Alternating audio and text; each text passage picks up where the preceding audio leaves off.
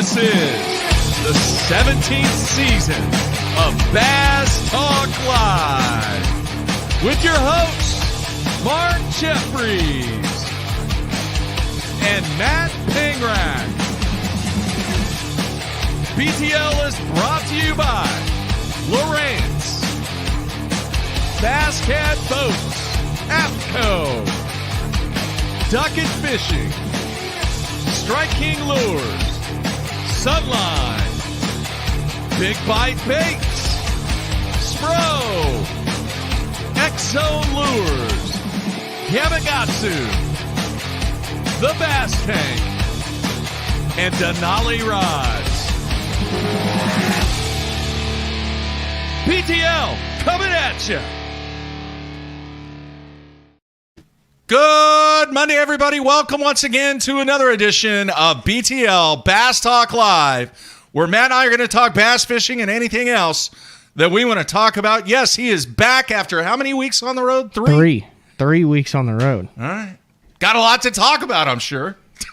We do. It's kind of weird to be sitting in the seat across from you, Mark. Yeah. We tried some mobile stuff. It worked. We had a great phone interview. Actually, had one of your former high school basketball players. That was crazy. I will say this, folks. If you listened to it, he told a story about how Mark broke a clipboard over his knees. He did say, this was off the record. I mean, we were out in the middle of Pickwick Lake. There was no one else around to hear it. We weren't on air. That he loved the passion that he called you Coach Jeffries, brought to the game, that you were very intense, but that he loved having you as a coach. That's cool. That means a lot. And hopefully all the kids that I coach and teach in the classroom hopefully say the same thing. But that you did fly off the handle quite a bit. And that there were several stories that he remembered after you hung up that he wished he had told. But anyway. Yeah. So, we're back in. We've got all sorts of stuff going on, like all different tours, levels, practices, events. So, yeah. We'll get into your stuff. Okay. All right. We'll dive into your 3 weeks and kind of give some insight to the fans on what you have went through, both in the nation and then the two opens that you fished during these 3 weeks. Got a week off, and then you are headed next week to the James River. Later correct? This week, actually. I'm just kind of here for Monday, Tuesday, Wednesday, and then Thursday, Friday is driving to the James River out there on the East Coast. So I'm going to get a couple extra days of practice, and we talked a little bit about that off air. Probably, and like I said, we'll get into this later, in my mind right now, the most intimidating fishery that I've ever been to. James River? Yes. Just with all the different elements.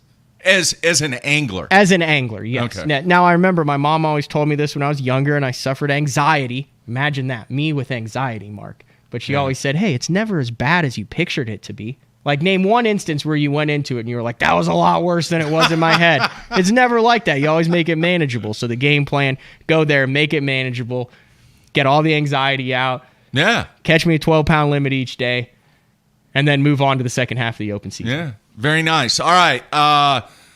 As far as shows lined up this week, today we've got a good one. This actually the concept came from a fan. I saw that. They're like, hey, Mark, why don't you get the marshal, the official, the judge, whatever they call him. Excuse me. And I reached out to my contact at Bass, Emily, and Emily facilitated giving me the contact information and contacting Holly Keene, who was the person that was weighing the fish on the final day where Lee Livesay caught 43.2 with a topwater. So she was in the boat for the third heaviest limit in Bassmaster history. That is correct. That's pretty cool. All right. She penned a great story over on Bassmaster.com if you get a chance to read that. But we are going to have her on the show today to talk about that final day experience. Now, tomorrow, we have the BPT taking place down at Lake Travis. Oh, did you see who made the knockout round? You should have sent him a congratulatory text. I did not. Oh, you dropped the ball, Mark. Your boy. I'll send him. Former BTL co-host Miles Berghoff. He was struggling around that cut line there. Yeah, but he made it. Pulls out the fairy wand, I believe, makes it in the top 20 of the knockout round, so he's still alive. One of the pro circuit anglers who, based on his previous finish, got to fish in this MLF tour event. So. Yeah. BPT event. So the man that won, I believe it's Group A, Brent Chapman is going to be on the show tomorrow. Okay. And then we're also going to have the winner of Group B on the show tomorrow, which remains to be determined. They're fishing right now. Yeah, that's right now. It's either going to be looks like Jacob Wheeler probably. Yeah. So or Zach. Zach's having a heck of an event. Yeah, that's going down tomorrow. And then on Wednesday, we're going to have Bradley Hallman on. You roomed with Bradley. He kicked butt the last couple opens. Yeah. I knew, it's a work day for him. Yeah. I asked him, I said, dude, are you ever happy? We had this talk. I said, he's always happy. Like I wasn't happy, but the last couple opens, I've had solid limits. I've been in the mix. I've always been right there within a pound of the check in both of them. And I'm like, do you ever get that? But he's like, no, dude. He's like, he goes, I am miserable on my tournament days. Miserable the entire day. I said, regardless of what you had, he goes, I can't tell you the last time I wasn't miserable for 8 hours. And I said, well, what about the 24 pounds of spots that you caught on Lanier? He goes, that's an exception. I was very happy before the weigh-in with that. So on the second day at Pickwick there, he had a big bag, almost 18 pounds, jumped up into the top 30, cashed a check. Yeah. And I'm fishing right outside the takeoff. I didn't have a co-angler with me with about 5 minutes left because I made a monster run. We can talk about those life decisions later. Yeah. But he idles around the corner, and he points at me and he just goes, thumbs up or thumbs down? Nothing, no information or anything. I had 5 minutes left to check in. And I said, thumbs up. Yeah, I caught him. I had 15 pounds of spotted bass on day 2. That's a thumbs up. And I looked at him and he gave me a thumbs up. And I was thinking, oh, God, Bradley must have had like a 30-pound sack out of Pickwick if he's giving me the thumbs up. I was like, he must be fishing on day 2. But yeah, it was. I'll be interested to see what he has to say about the last 2 because he's been right there in the mix, but he's been super grumpy too. Yeah. So Bradley on Wednesday, and then Thursday, day 4 with Frank Scalish. I have no idea what Frank has in store for us. I got to say this about the Carolina Rig shows, dude. You did the Carolina Rig show. Yeah, we did part 1 and part 2. It was actually two parts. Listen, I got an email from a fan that applied the information that Frank gave. Mm-hmm. They ended up winning the tournament because of what Frank told them. Really? Yeah. That's cool. So that's cool, and I haven't sent that email to Frank. I'm going to do that today, and then I'm going to respond to the person that sent that to me. But it was a great, great show. A lot of feedback on the Carolina Rig show. So we will see what Frank has in store on Thursday. All right, man. We've got the deal going on in Austin. We had a Toyota event on Sam Rayburn. Keith Combs gets it done.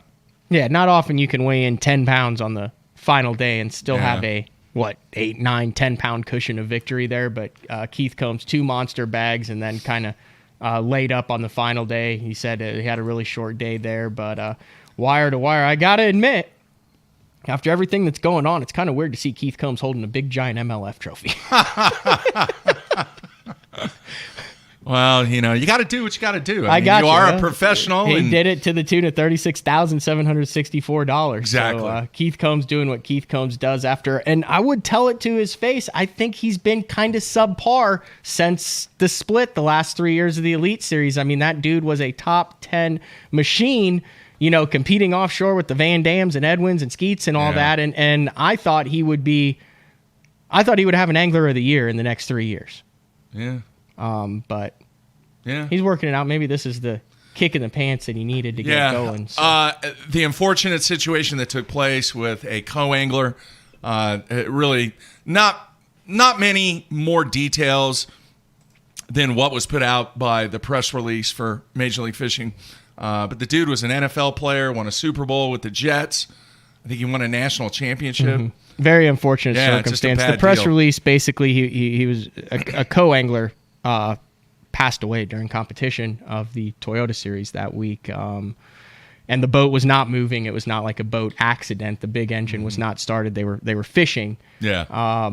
And it's a bad deal. Bad deal. So our thoughts are with. I talked to several anglers who had drawn him as a co-angler before. I believe Daryl Gleason posted something about it. I ended up talking to him. Very, very high on the guy. Just a very sad deal. Yeah. Yeah. So a good lineup this week, and we will dive into Matt's adventures over the last 3 weeks after we go to our guest after our I'm kind of pumped break. about this one. I don't think we've ever had one on. No. But man, she was like right? Like went just like, hey, let's just go out. Oh, I drew the guy who's from around here, and then just like chaos, just straight out. She's like right in the middle of it all. And she's a huge bass, fan and loves the game, loves the sport. So I thought, hey, man, let's get her on. Let's get a firsthand account of what that final day was like. We had Lee on the show, and he was really kind of laid back. He's a dude, man. He's got the country music. He's got the beer. He's got the voice. Yeah. He's just laid back. Why don't we throw this 9-pounder on the scales? Yeah. I want to say this because if there's anybody out there that has Amazon Prime, you need to watch this documentary if you are a fishing fan and if you are a rock and roll fan. This is your story to a T. This is a lot of people's story from a bass fishing perspective. All right. Do you know who Dave Grohl is? Any idea who Dave Grohl is? Yeah, was he the lead singer of Foo Fighters? Yeah. Used to be in Nirvana. Yeah. All right. He is, I'm going to test your skill here. He is the third richest drummer in the world from a net worth standpoint. Any idea who the first two are? The one-armed drummer from Def Leppard? No.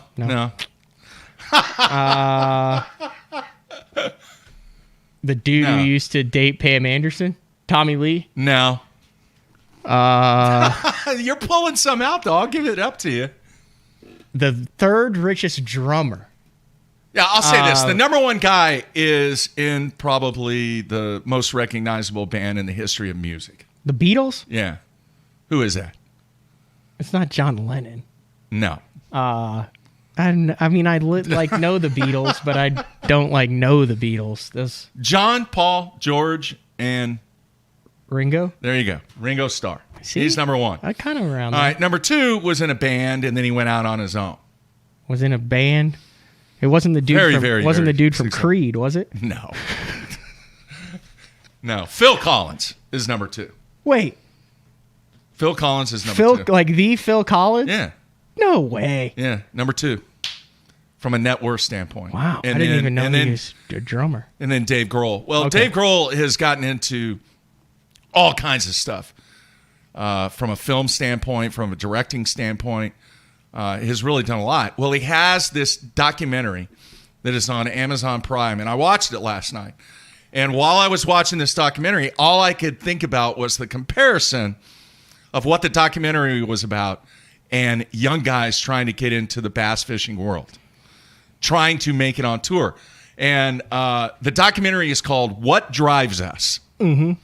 And it is interviews and stories of bands that did what they had to do in the beginning to make it to the big time. All right? And the centerpiece of the entire documentary is the van. Because when you're initially starting out... It's where you live. It's where you live. Yeah. And they interviewed, including Ringo Starr. Dude, he's got some big names in this documentary. And it was just epic about the stories that were told by big time, and even some bands that were kind of eclectic and really had a very niche following. Mm-hmm. But the comparison between what these bands did in the beginning to where they are now are exactly what a lot of anglers are doing and have done over the past 10, 20 years to make it to the top of the game. It's great. It is so good. It's 90 minutes long. It's on Amazon Prime. It's called What Drives Us. Remind us, because after we get done with Holly, I had an actual panic attack at 11 a.m. on day one of Pickwick. And I've never experienced it before in my life. I didn't know what it was. I thought maybe it was heartburn. I thought maybe I needed to eat something. I thought maybe I was dehydrated. No, it was a panic attack. Yeah. And I didn't realize it till afterwards. Yeah. Because, I literally, felt weight leaving my chest area as the day got better. We'll have to talk about that. I also didn't know. So that do like I can feel it coming. That's Phil Collins. Like that drummer was like do, and then everyone's like, yeah, that's the Phil Collins. Yeah, that made him the second richest drummer right now. Current net worth. Is he still going? He had the feathered look, right? Well, he was bald on top. But at some point, has he always been bald? Yeah, for the most part. I think he did some stuff with the Lonely Island, too. That I don't know. I was not. The band that he was in was Genesis, and I was never a really big Genesis fan. But, number 2, and then Ringo's number 1. So, folks, all right. I'm telling you, at the beginning of the show, we say, hey, we're going to talk bass fishing and anything else that we want to talk about. If you're into music... Just compared Phil Collins to bass fishing. Yeah. If you're into music and love bass fishing, you need to watch this documentary. And in your mind, think about the comparison with what people, just like what Matt's trying to do right now, and the comparison that those bands went through in the early years to get to the point of stardom. Will you sing that hook as we go to commercial and then bring Holly in? Come on, Mark. I've been on the road for a month. No. A month ago, you'd be happy if you could sing the Phil Collins Dude, hook. I can't sing anything. I know. That's why I want you to do it. No. Just do it. I'll do the drum. I'll go do-do-do-do-do-do. And then you come in with, I can feel. Do it. Come on. Take us to commercial with that. No. I'm giving you one chance. Play some real music. Turn the music here. down. No. Come on. Not going to happen. Not going to happen. All right, we're going to come back with Holly Keene right after we take our first break with Matt back in studio. Everybody stay tuned. We'll be right back.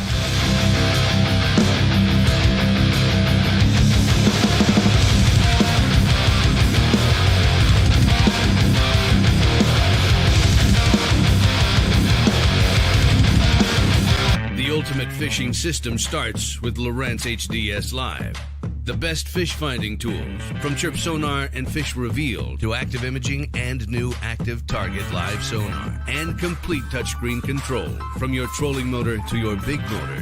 For a limited time, building the ultimate fishing system will be easier on your wallet. Upgrade to HDS Live with a Ghost trolling motor, active target sonar, or live site sonar, and save up to $800. Basscat's legendary 20-foot platform has been paired with angler-approved accessories for 2021. Puma FTD features the proven hull used by many of the top names in bass fishing today, backed by a transferable lifetime warranty. The Puma FTD boasts a full team deck concept which enhances efficiency for you and your tournament partners. Turnkey tournament-winning performance.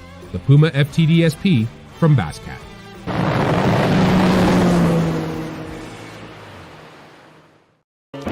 Utilizing my experience, utilizing my time on the water, evolving as an angler, and that evolution should never stop. You have to do it every day.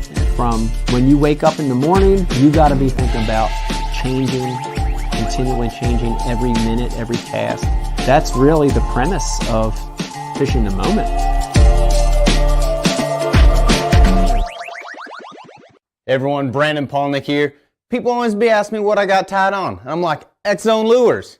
And they're like, Brandon, why you got X-Zone lures tied on? And I'm like, let me show you why. The bite. Get out of there. Get out of there. Oh, yeah. Oh, it's freaking big. Get in here. Oh, God. Giant. Oh, my gosh. Oh, my gosh. I think you get the point. Big companies get bigger and bigger and talk about their fancy labs where they study fish behavior. But then they all go golfing on the weekend. We don't have a large laboratory to test baits. Why, you ask? We don't need a big laboratory because our pros fish, our employees fish, our salespeople fish, our suppliers fish, our mold builders fish, our owners fish, and our kids fish. This is our laboratory. Our R&D comes from time on the water, learning how to make fish bite. All that time on the water brings us thousands of hours of testing new products and improving current ones for all species. All of us on the Pro Tournament Trail use Gamakatsu hooks. Why? Because they are absolutely the best. It's not about how many bites you get. It's how many you put in the boat. Gamakatsu makes hooks for every fishing style. We didn't come this far to lose fish. Did you? For more information, visit gamakatsu.com.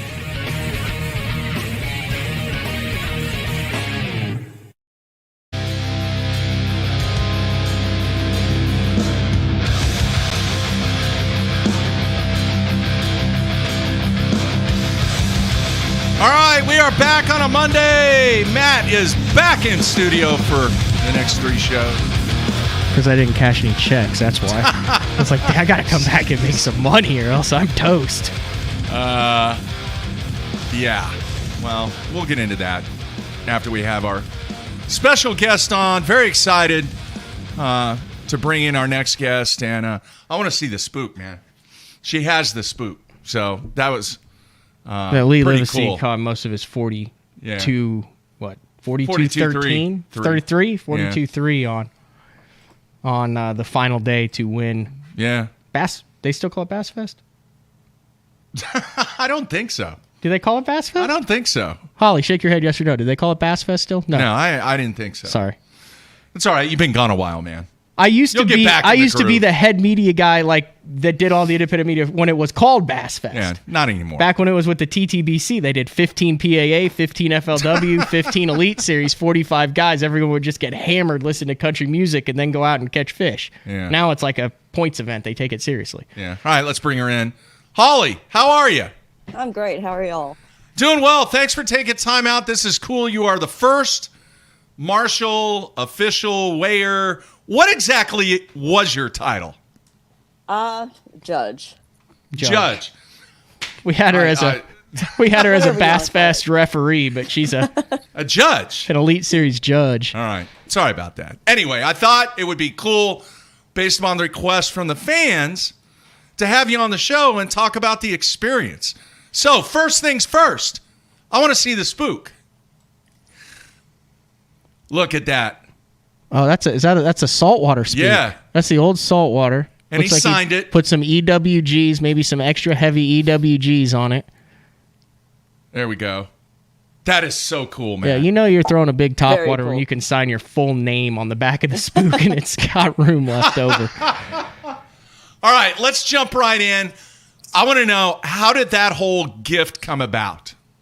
Well, apparently, Lee and his camera guys have some kind of tradition, and if he wins, they get the lure. And so at the end of the day, the camera guy asked if he could have a swim bait, and I was standing back there and jokingly, I'm like, well, wait, what do I get? And he said, you can have whatever you want. And I said, can I have that topwater? He's like, absolutely.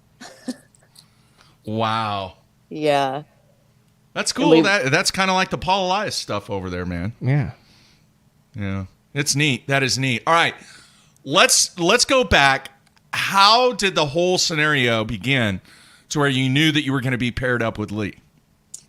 We got our pairing on Saturday afternoon, and they send it out via text message. And I opened it up, and it said Lee. And right then, I didn't know what to think, because I've known Lee for 5 years. I've been on guided trips with him, caught fish. And so to get to draw him on Championship Sunday, or any day for that matter, is very, very cool to me. All right. Be honest. Were you a little nervous? Yes.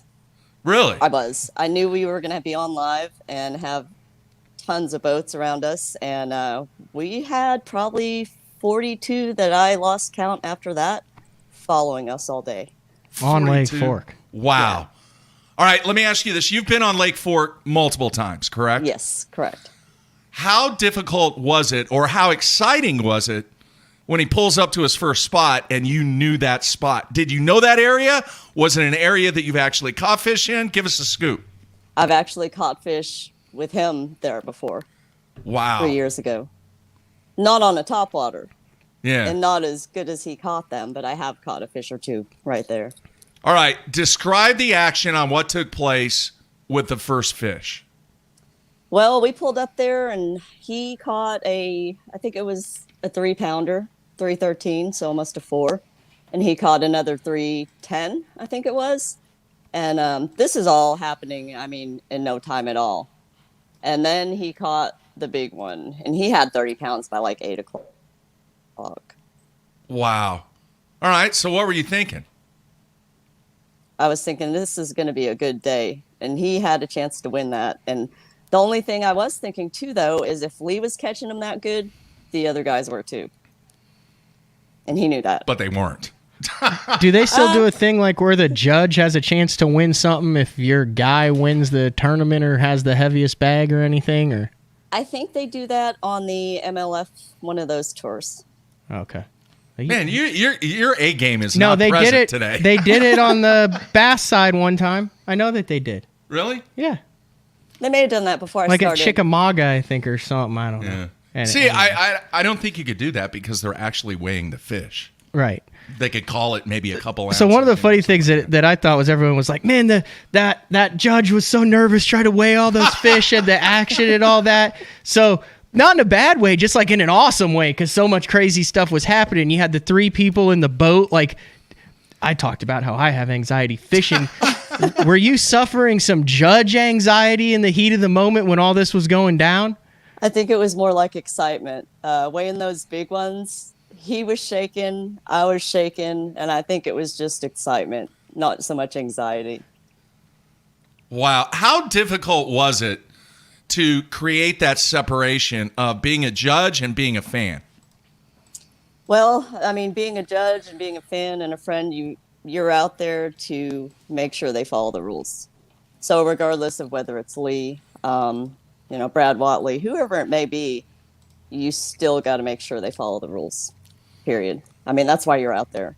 On these slot lakes, we have to weigh them and release them on slot lakes. So in any tournament, actually, I mean, the marshals on regular elite season events, you got to follow the rules. I get it, but come on now. The dude's catching 7s and 8s and 9s. When did the fan come out?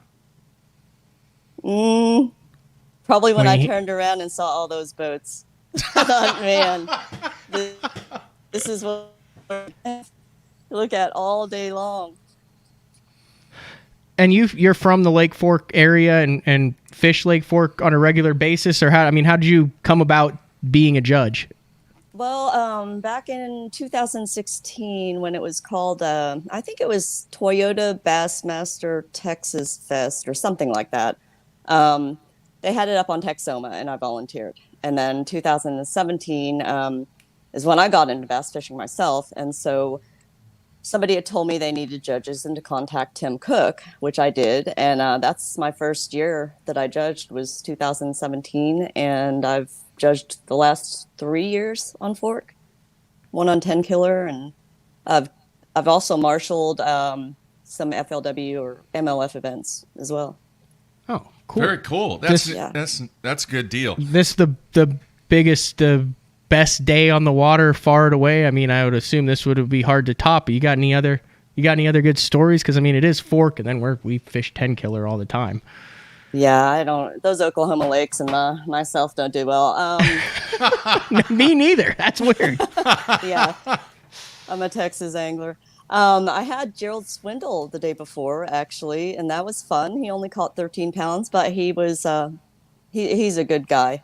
Fun times on the boat with him. And the funny thing is, 2 years ago, I had Micah Frazier when he just wrecked him on topwater on live. Wow. And that was neat, too. It was a totally different time. I think they were there this time of year, a couple of weeks later. All right. From a fan perspective and from an angling perspective, what was the biggest thing that you took away from watching a dude catch 42.3? Lee knows that lake, but he also knows when it's time to go. That morning he said he was going to leave about 10, and we left just shortly after 10. You got to know when to leave. Patrick Walters, I think, was fishing across the cove, and somebody else was fishing in that same little pocket.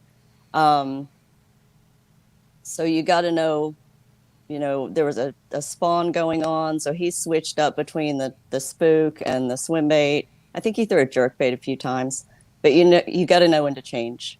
From a fan perspective, I don't think we'll ever top this. It can be beat. And if they come back to Fork next year, he may beat his own record. But it was just pure awesomeness from a fan perspective.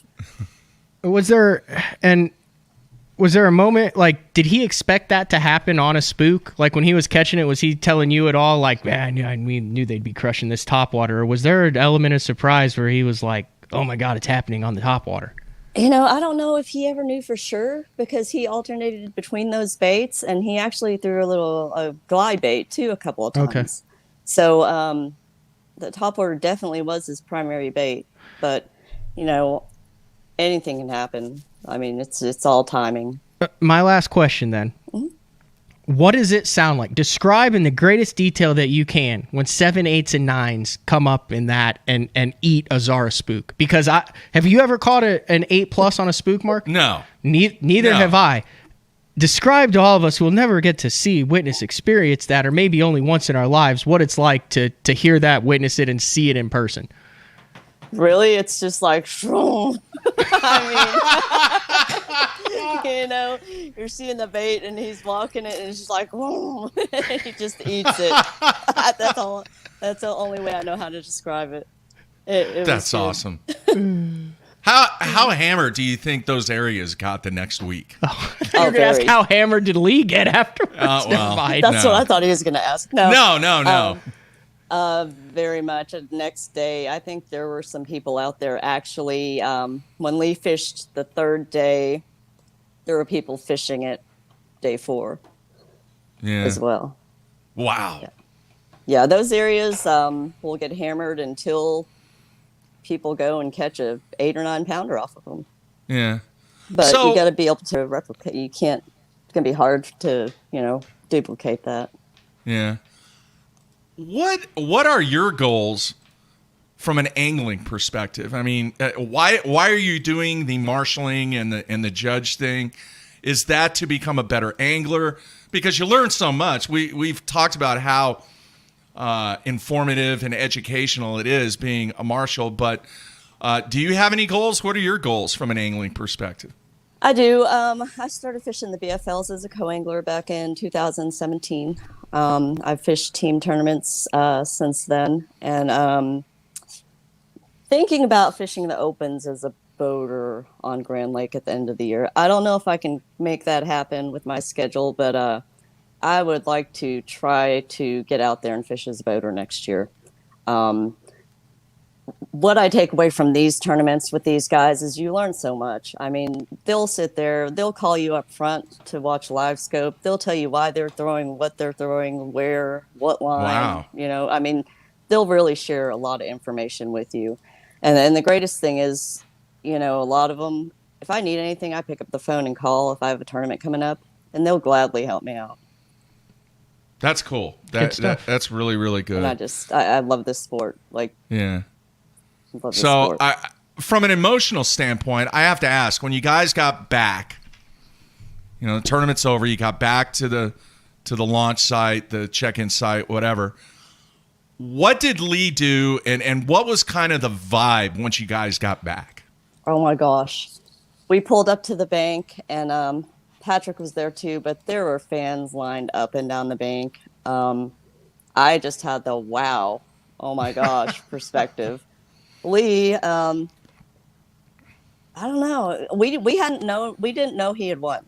They sent out a message to the judges and said, "Hey, you guys don't look at Bass Track. Make sure your angler knows. Don't look at Bass Track until your guy weighs in."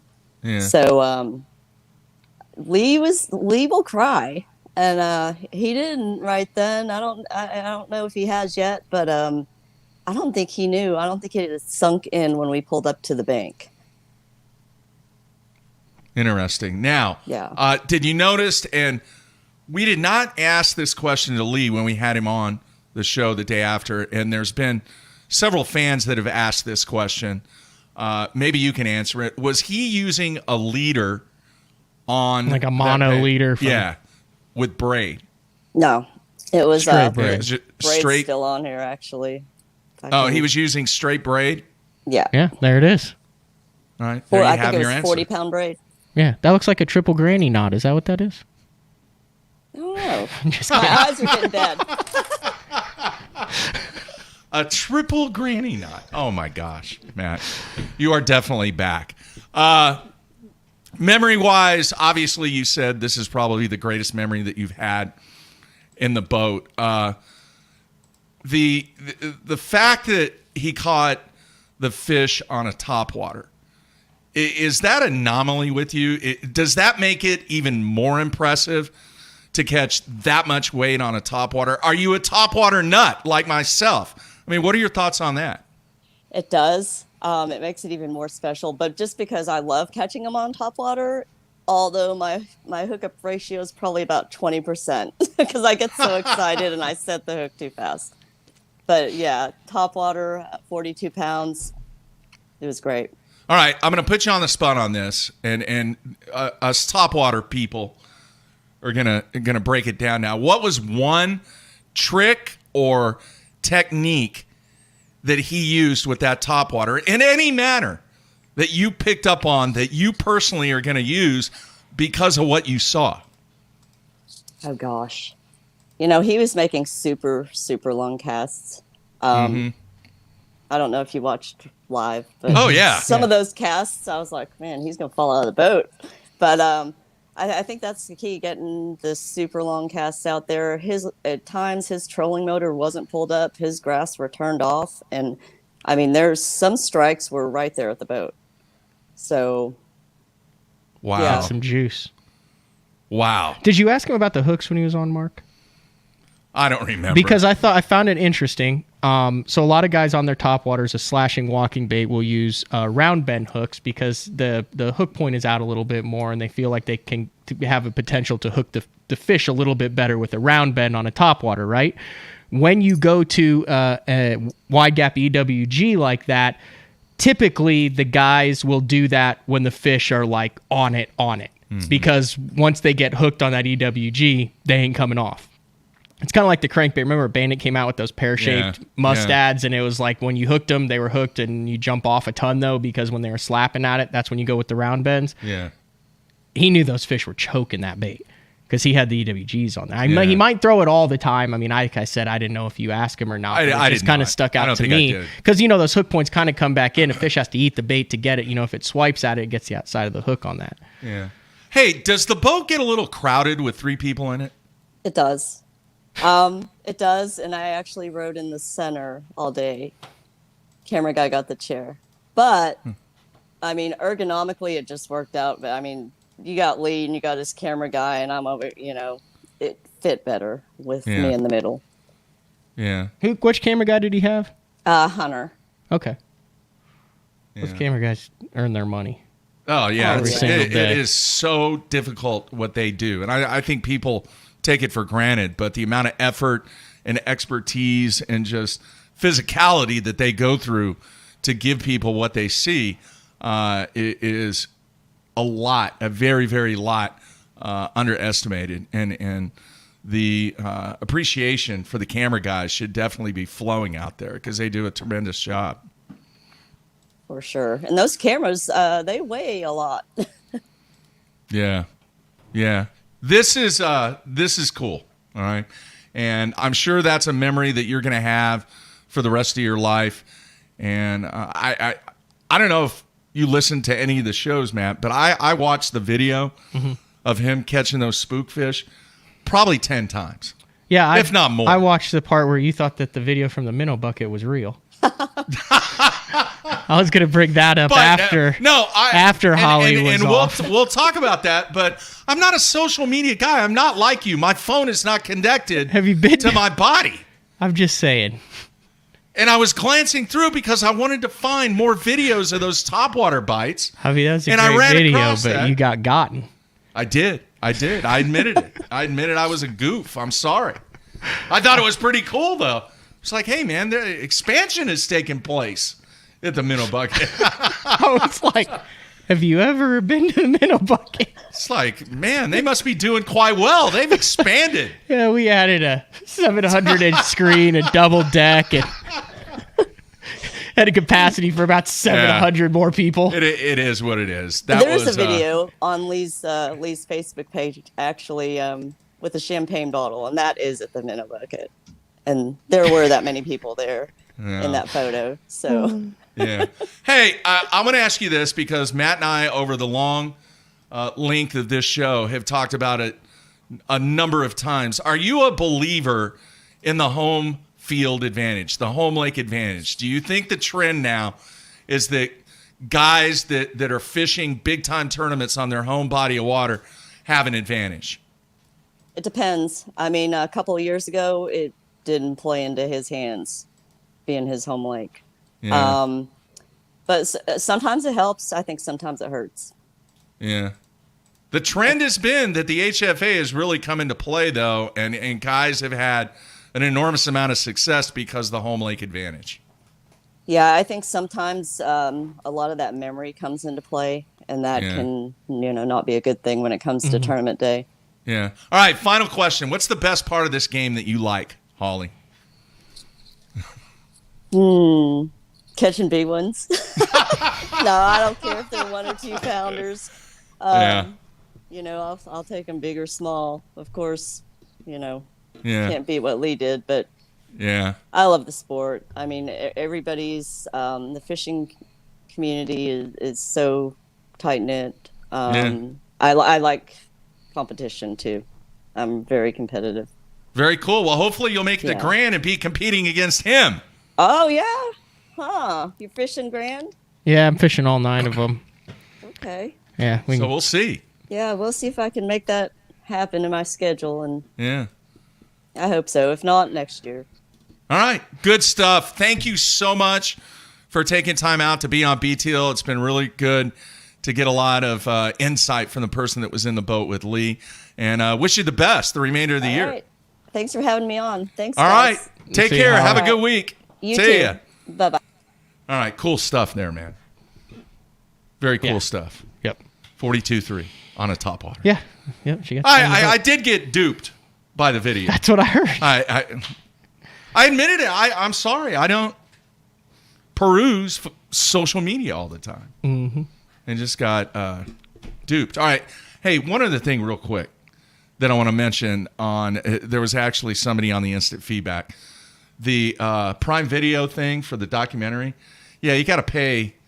You can watch it for free if you join the next level, which is $4.99.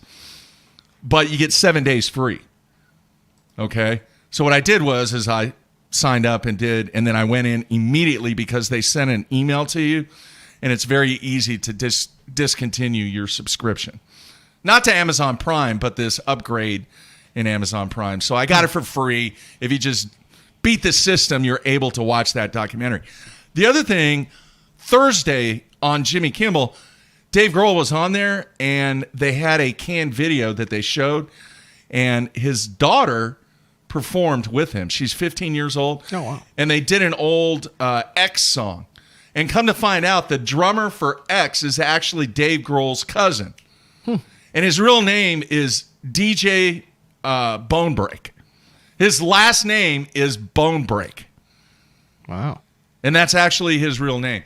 All right. Which reminds me, because I've had several requests, once school is out, we're going to do the radio show again. Okay.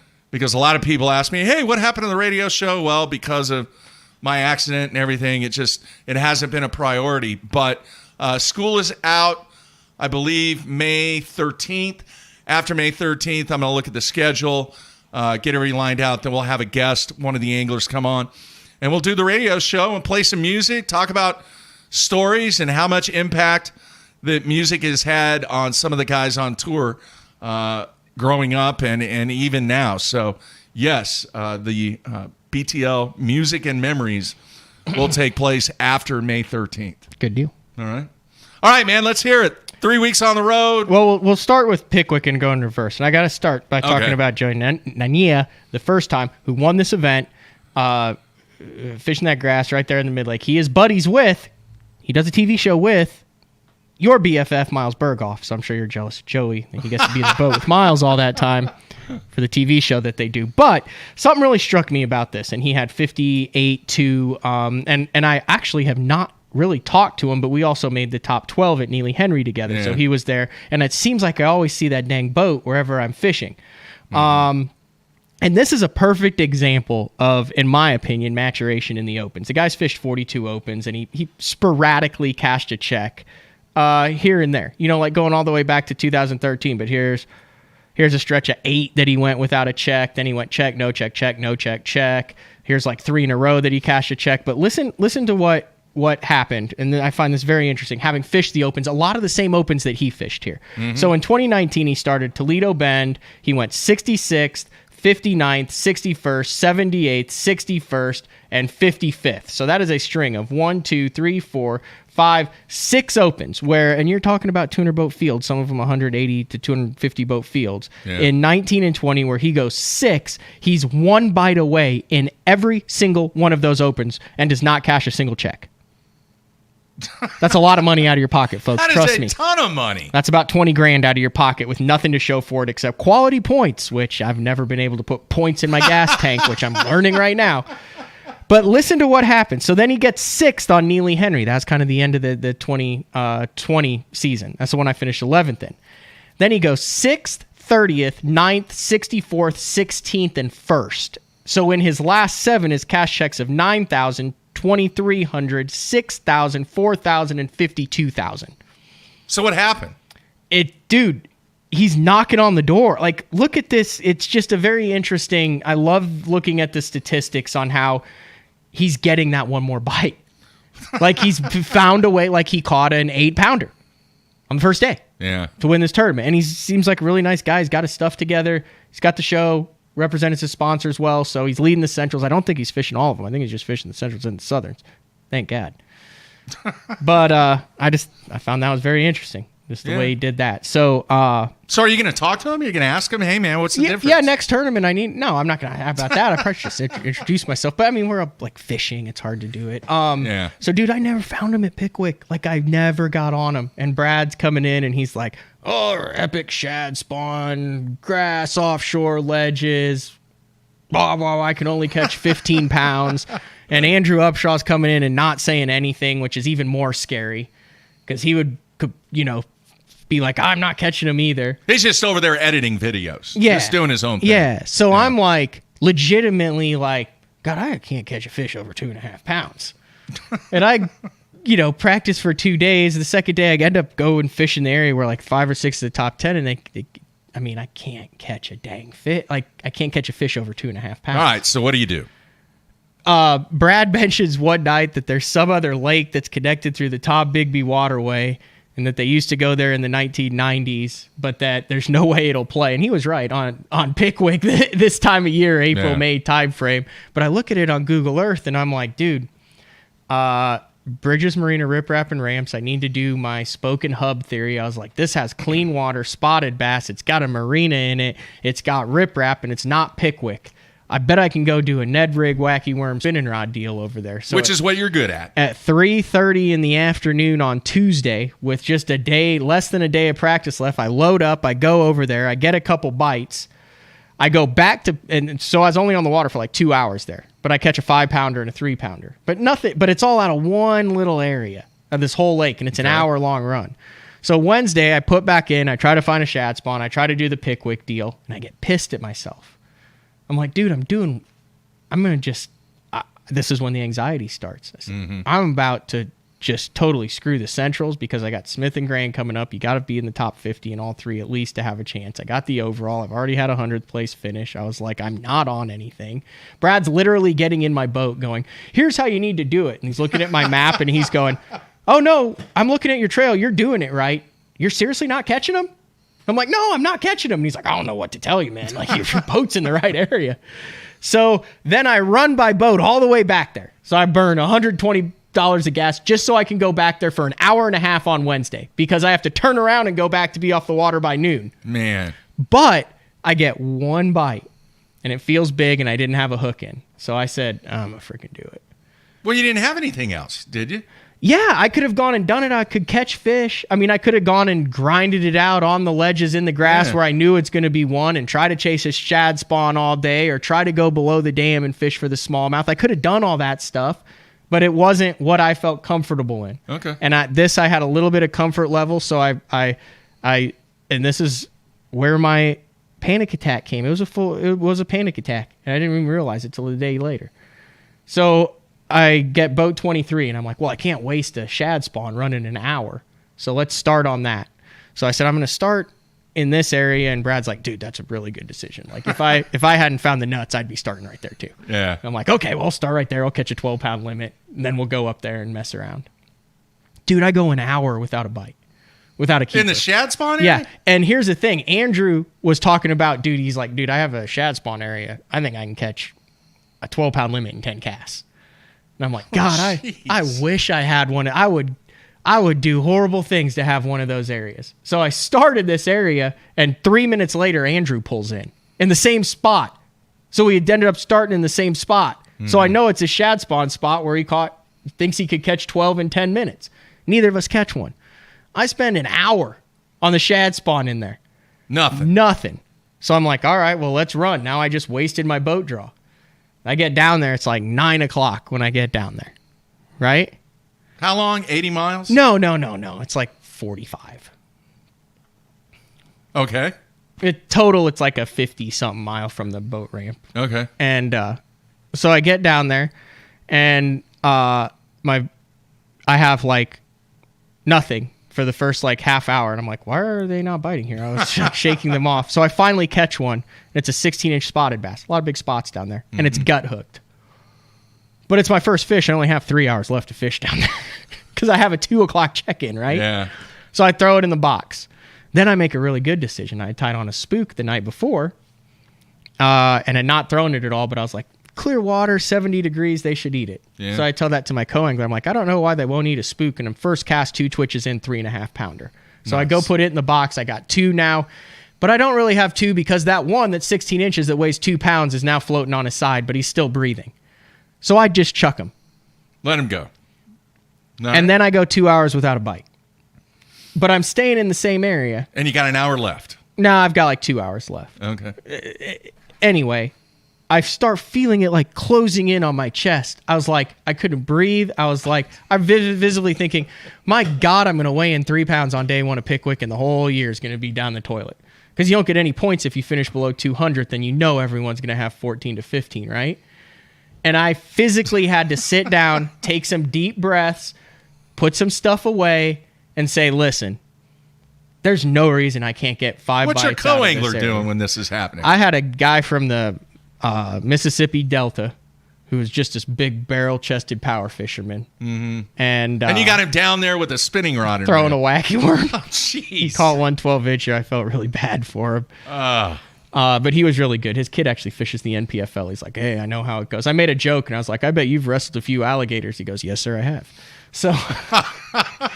So I end up catching one, little one, and a little bit of the anxiety goes away, and I end up filling out a limit, and I catch 13.7. So it looks like a horrible day, and I was in 80th place. Mm-hmm. But there's part of me that was like, man, I could have freaking really screwed myself. Never got a topwater bite? I caught one more on topwater. Okay. But then it started lightning. There was rain in there. And I knew guys were going to smash them. But I thought I'd be in like 60th, 70th. I was in 80th. So the next day, no co-angler, knew I had a long day. Ran back down there. Dude, I freaking drilled the spotted bass. Mm-hmm. Ended up with 15.6. I had, I think, 1 largemouth. The rest were spots. Fish clean. I had 1 4 to 5 pound largemouth on a spook come up. Had him on for 2 or 3 seconds. Nothing I could do.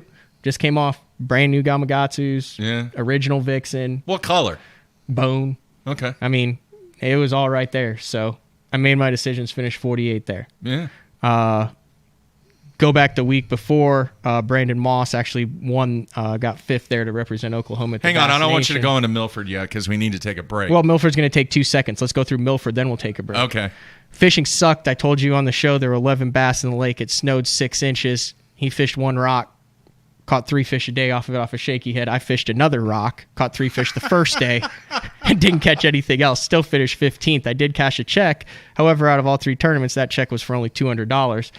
And we can never mention Milford again, and that'd be fine with me. Okay. There were some great guys there, some BTL listeners, Ruben, Matt, those guys, awesome dudes. They came out to the weigh-in, supported it. I know the lake is not that sucky. I know you catch 18 to 20 pounds there.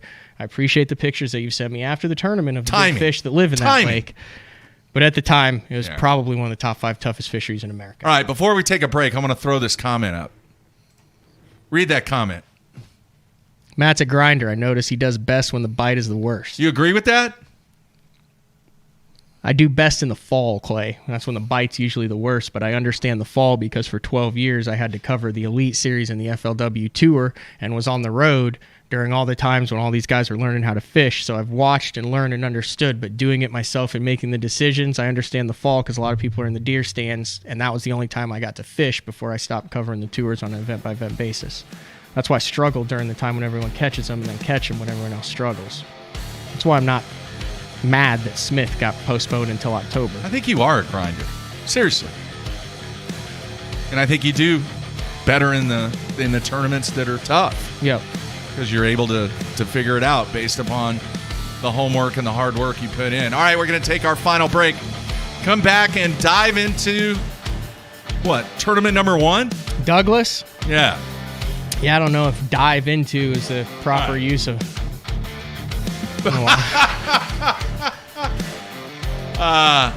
We're going to talk about it, all right? So everybody stay tuned. We'll be right back.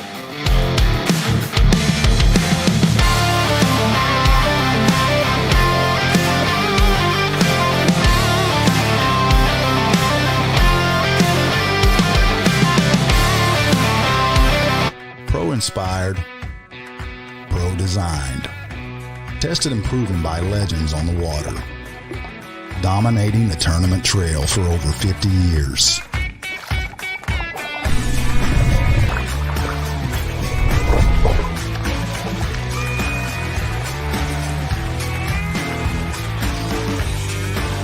Everything you need, one legendary brand.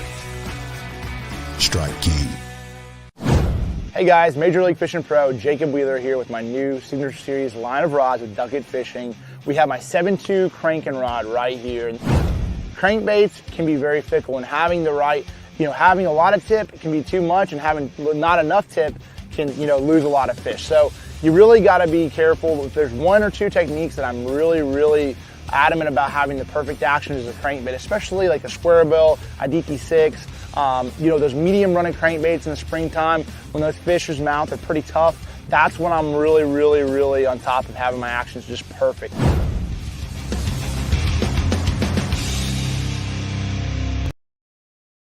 Guys, what makes our Spro lures beat the competition? I mean, you have to admit, we nailed it with my McSticks and rock crawlers. Man, we've all won money on my plugs. My Wamic shot put fish in my boat. One thing's for sure, we all count on our Spro lures to beat the competition. Designing cutting-edge baits with some of America's top anglers. Spro lures beat the competition. To see the entire lineup, visit a retailer near you or spro.com.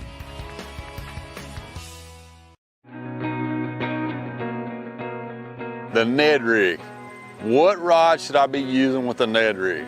My favorite is the Denali Lithium multi-spin rod. It's our 7'4" length, great Ned Rig rod. It's got a great sensitive tip on it. It's long enough where I can make long casts, which you're usually fishing clear water with a Ned Rig, and it's got enough backbone to get those fish in. So check it out, Denali Lithium Series, 7'4" multi-spin.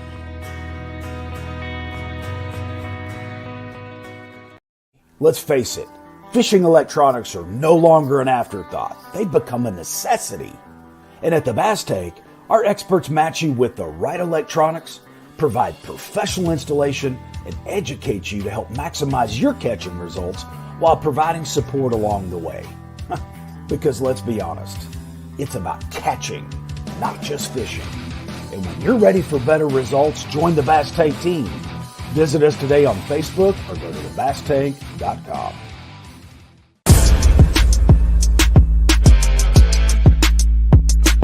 You've been waiting all week for this, and Sunline wants to make sure you're ready for it with bulk spools of all your favorite fishing lines. Oh, it's so fun.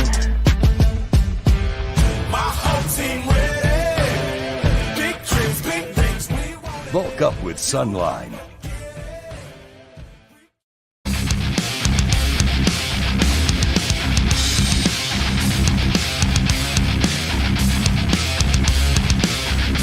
All right, we are back, wrapping up Monday's show. Matt is back in studio. No, I took it as a compliment, Clay. You said I'm a grinder in tougher tournaments. Yeah. I think you are a grinder. You like the tough tournaments, man. Some guys are like that. Some guys like the swing fest. But I like tough tournaments where there's an element that you can understand. I don't like the tough... Like, I don't like the...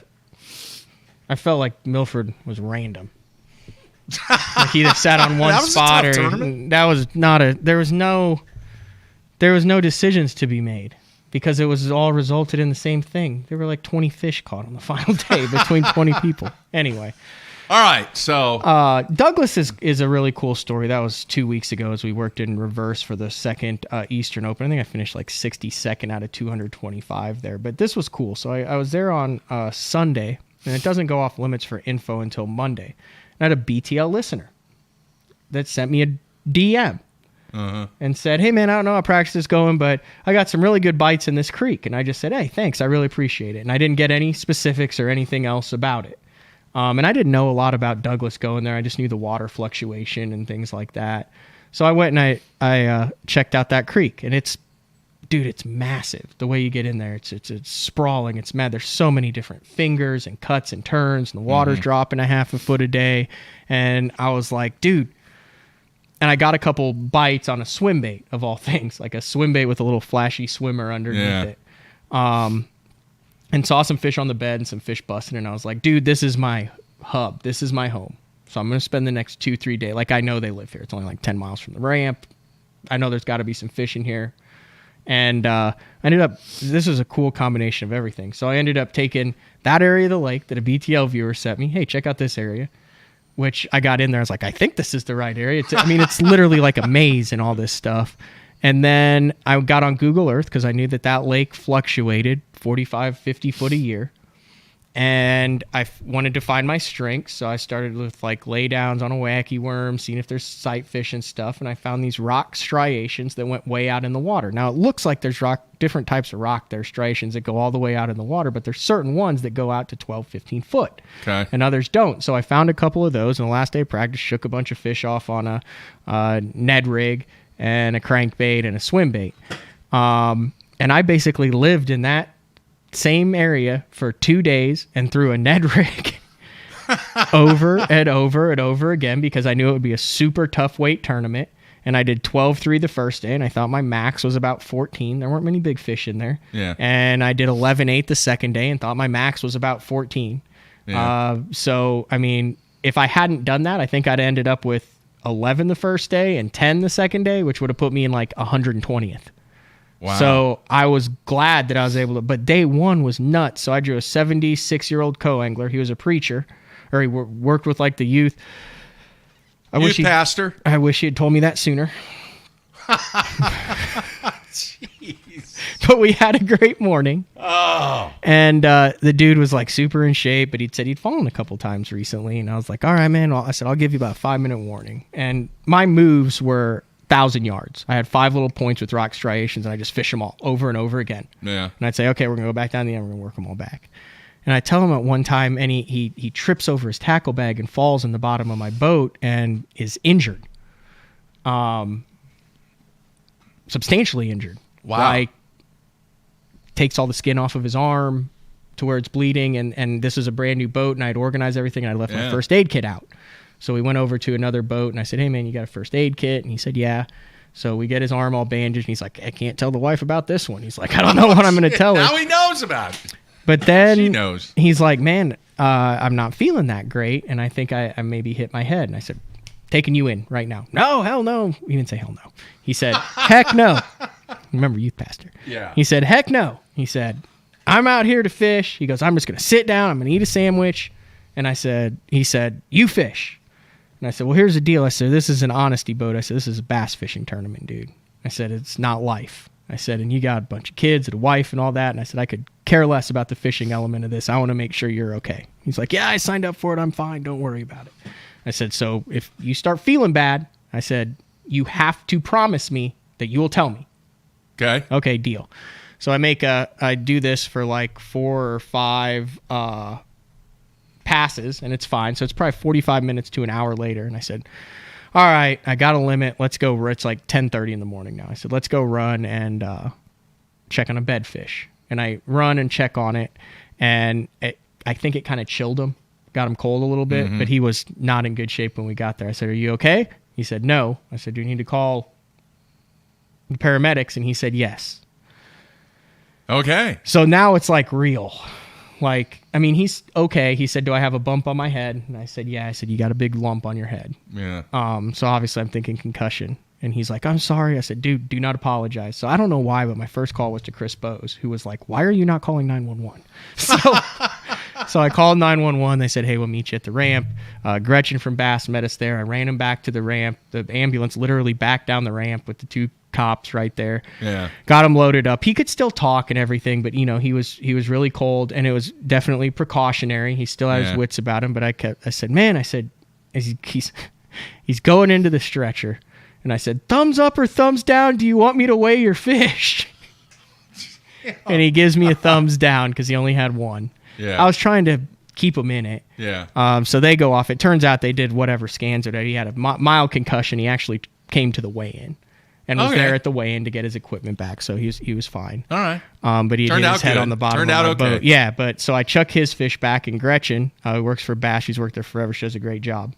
Said, "Hey, do you want to go back out?" And I'm like, "Well, hell yeah, I've got 11 pounds. Now I said, hell. I said, "Hell yeah, I got 11 pounds. I said, I got to get back out there. It's 10 o'clock in the morning."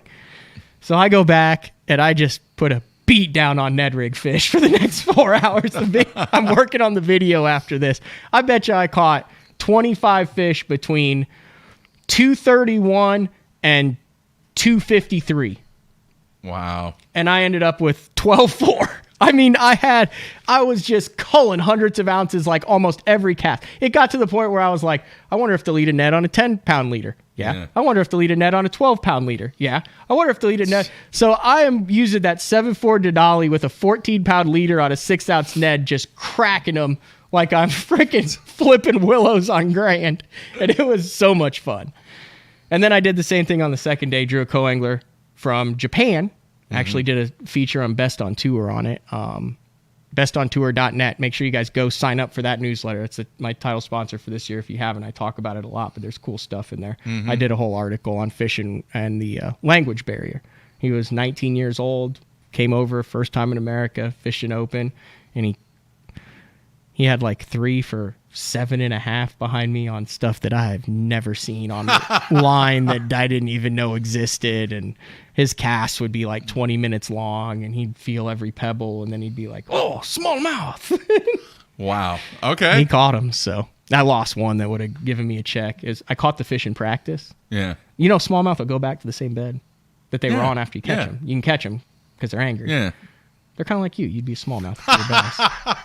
Anyway, I hooked it 3 days later, and I lost it at the boat for a check, but it is what it is. What'd you finish? 62nd, 64th. Okay.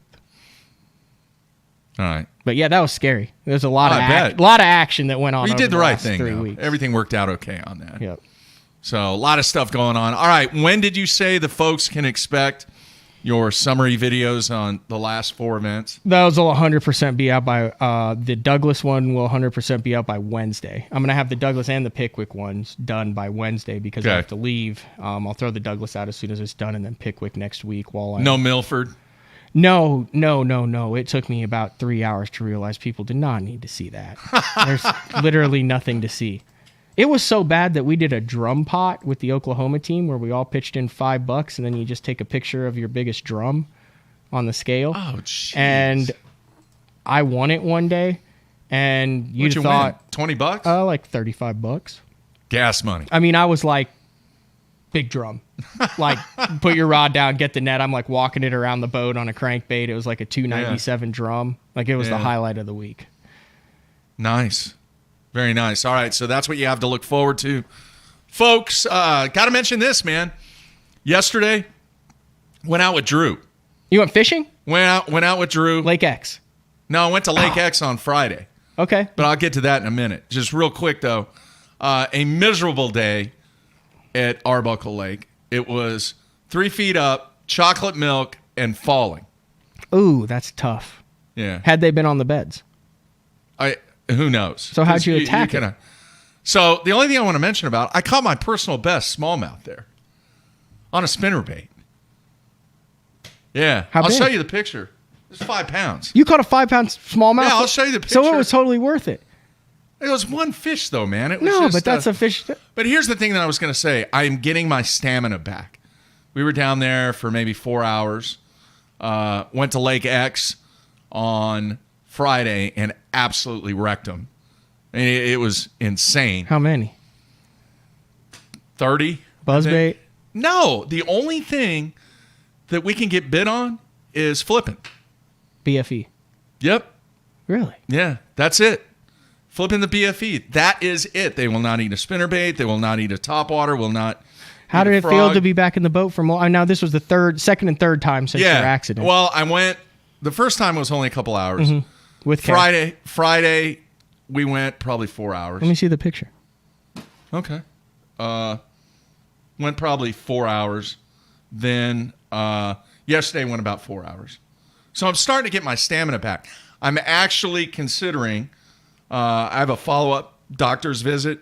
If everything goes okay at that visit, I'm going to start bowling again and see. So you haven't touched a bowling ball yet? Have not been to the lanes. So wait, you went to Arbuckle and had one bite, and it was a 5 we pound. caught some sand bass.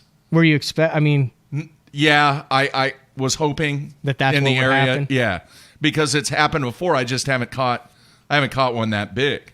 Let's see it. Hang on. It was it was really cool. That's the smallmouth. Oh my gosh. That's awesome. Yeah. And you see where we're at. Oh, you man. can tell where we're we're going to at. have to do the edit thing. Screw it. We'll post it. I'm going to post it on... No. No? No. Dude, that's a pretty one. Oh, it was gorgeous, man. Oh my gosh. Yeah. That looks like a northern one. It was insane. I didn't know they were that big down there. That's really cool. Yeah. So that was cool. And then... Did Drew catch any? He caught a little bit. How's he doing? He's doing great, man. He really is. Is he still doing the oil and gas thing? Yeah, that was Lake X. Suckers are spawning. It was. They're spawning. Look at that tail. I know. It's just an insane day. Still haven't been. So that was the weekend. It was really, really cool. I actually sent that smallmouth to Frank. And I said, see, even old men in Oklahoma can catch smallmouth every now and then. And then he sends me a picture back of like a 6-pounder or something. I don't know. Yeah. He was on the water too. So, dude, it was a fantastic weekend. I'm feeling better. And hopefully I can make it to the lanes this week. I'm really looking forward to it. Didn't want any part of it. Did you hear about the hailstorm? I talked about it on the show. Yeah, I actually talked to Gene Gilliland about it at the Pickwick weigh-in. Yeah. He's like, "What's up, G?" Or he said, "What's up, Matt?" And that's one of the day I had the 13.7, and I said, whatever." I said, "How are you doing?" And he goes, "I think all my stuff's broken." And I was like, "Excuse me?" And yeah, he's it was like, bad. "Yeah, big hailstorm in Norman." It was really, really bad. So, a lot of people, the Magnificent Mile destroyed. Oh, all those cars? Oh, yeah. It's been a mess. And there's an inventory problem already for So what do they do with those vehicles? Insurance. They all have insurance. Oh, so they don't even sell them. It depends on what arrangement and agreement they come to with the insurance companies. So will there be like all those hail sales? I don't think so, dude. These things were destroyed. I don't know if you've seen any of the photos. I have not. I actually had some fans send me some photos, and they were quite shocked at the damage. Well, when you have ice the size of a grapefruit, it's going to do some damage. Yeah. I had, speaking of which, over the last 3 weeks, man, I've had some really cool people come up and talk to me about fishing that listen to BTL. It just always super impresses me at how, like, educated and cool our listeners are. Yeah. Like, every time. Like, I mean, I try to get in the habit of actually, like, talking. Like, I mean, like, after Pickwick, like, I had two guys come up.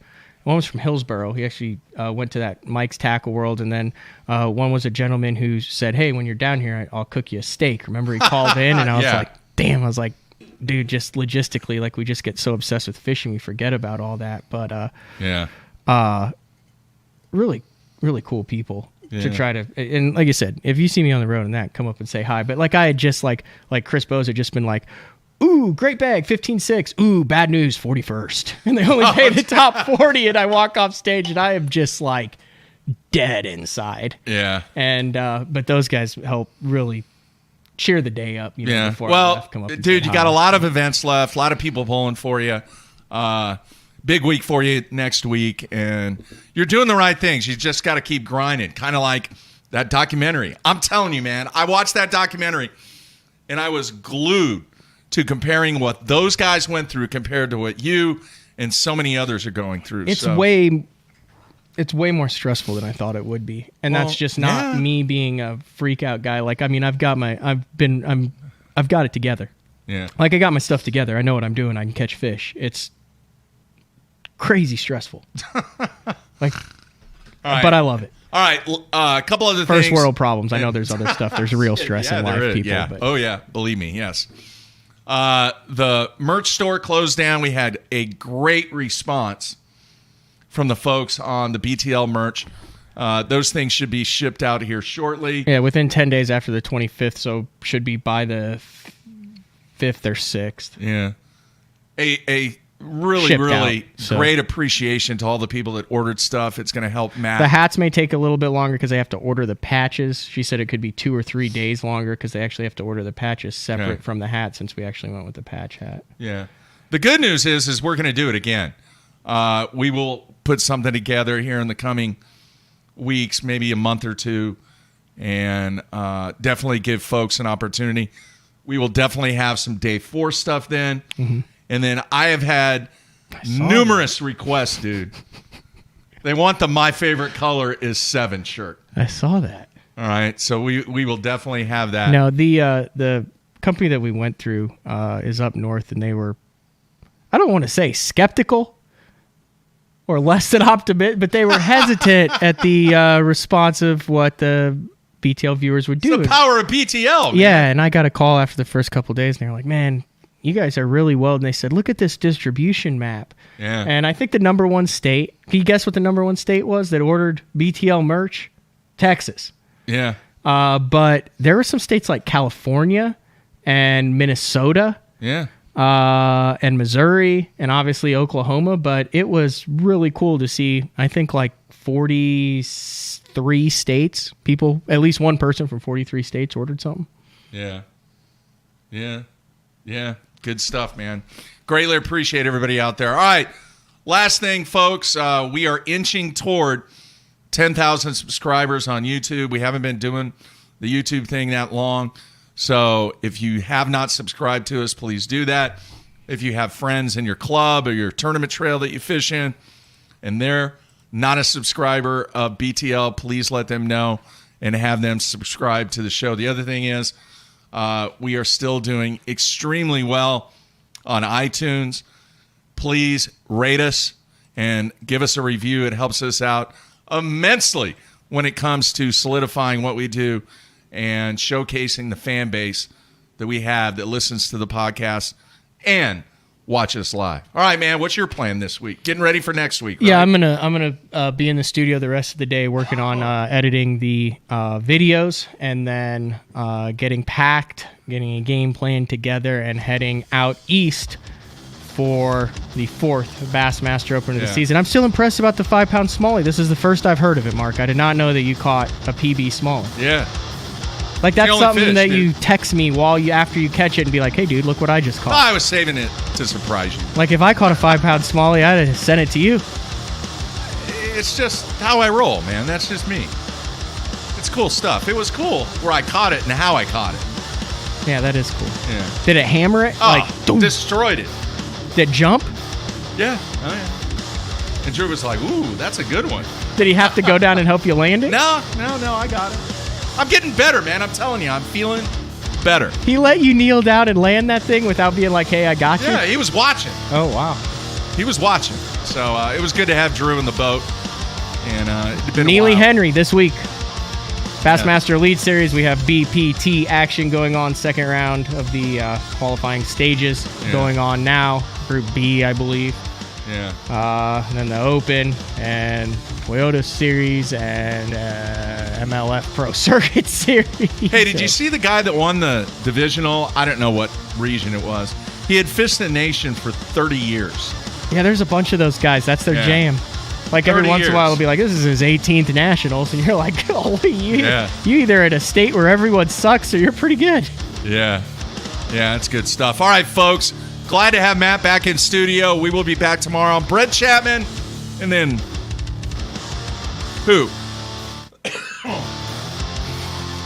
Coughing, man. Allergies are no, horrible. It got me too. I declared in D. I don't know. You told us who on Wednesday before.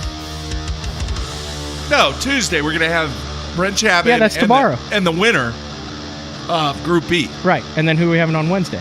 Bradley. Oh, yeah, Brad Holman. Yeah. All right, that's it, everybody.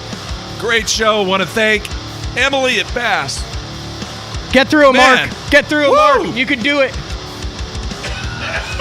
Wow. All right, I want to thank Emily at Bass for making the interview happen. Man, I'm dying here. Get through it. Help me out, Matthew. Jeez. Anyway, Emily is awesome at Bass. She helps us out all the time. And good stuff. So that's it. That's going to wrap it up. I'm going to get some more meds for the allergies around here, and we'll be back tomorrow. That's it. We're out of here.